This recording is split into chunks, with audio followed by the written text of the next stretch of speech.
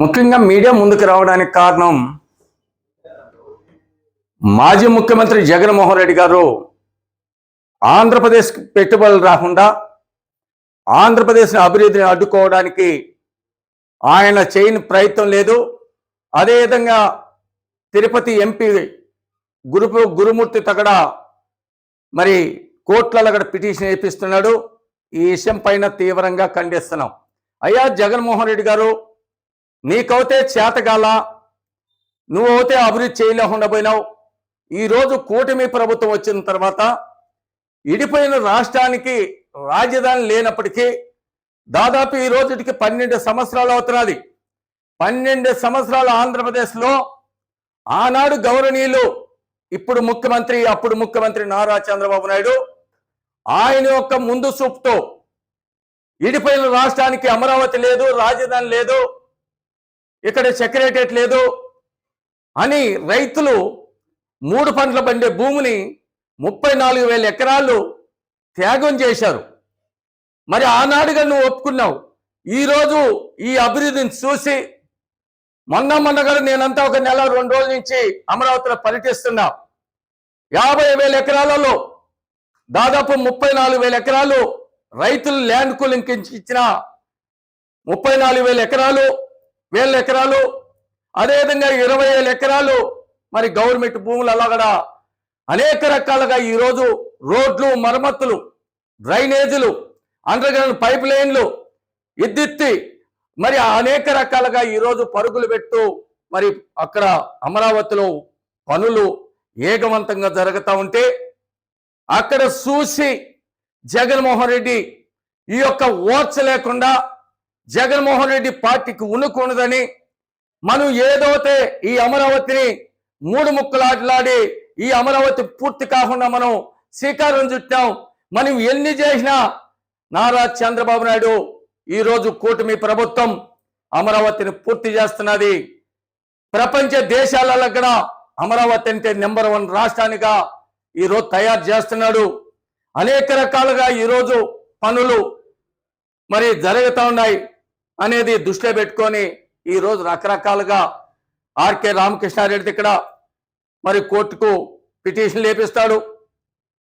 మరి ఈ పొద్దు మొన్న చూసాం మరి ఎంపీ తిరుపతి ఎంపీతో గురుమూర్తితో వేపించాడు. మరి ఇది మంచిది కాదని జగన్మోహన్ రెడ్డికి హెచ్చరిస్తున్నాం.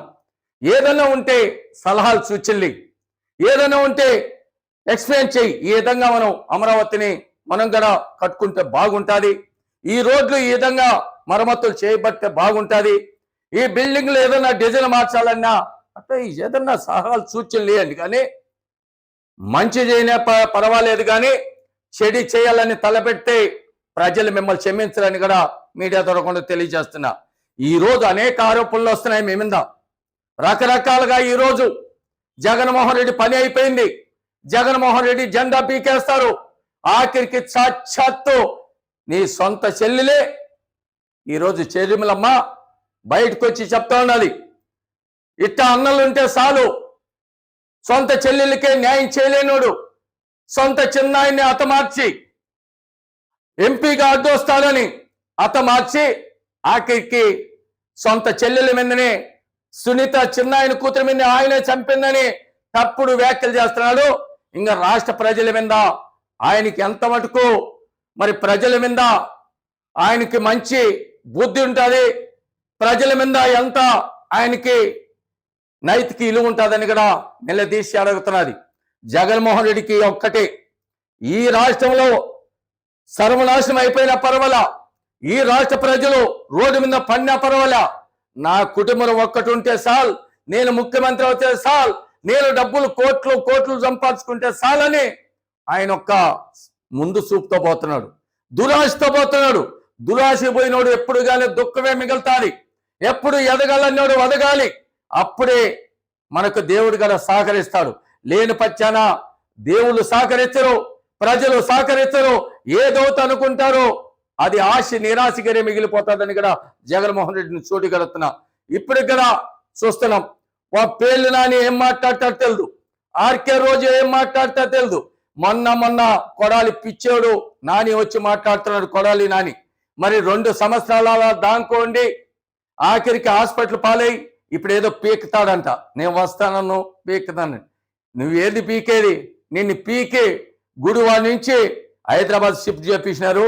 ఇప్పటికన్నా గుర్తు తెలుసుకొని అమరావతిలో జరిగే పనులకి మీ వంతుగా సహకారం సూచనలు ఇస్తే బాగుంటుంది. కానీ అమరావతిని అడ్డుకోవాలని చూస్తే అమరావతి ప్రజలు మిమ్మల్ని క్షమించే పరిస్థితి లేదు. ఇప్పటికే ఈ రాష్ట్రంలో 5 కోట్ల మంది మిమ్మల్ని రోడ్డు మీదకి తీసుకొచ్చి మిమ్మల్ని ఎంటగడతారని కూడా మీడియా ద్వారా తెలియజేస్తున్నారు.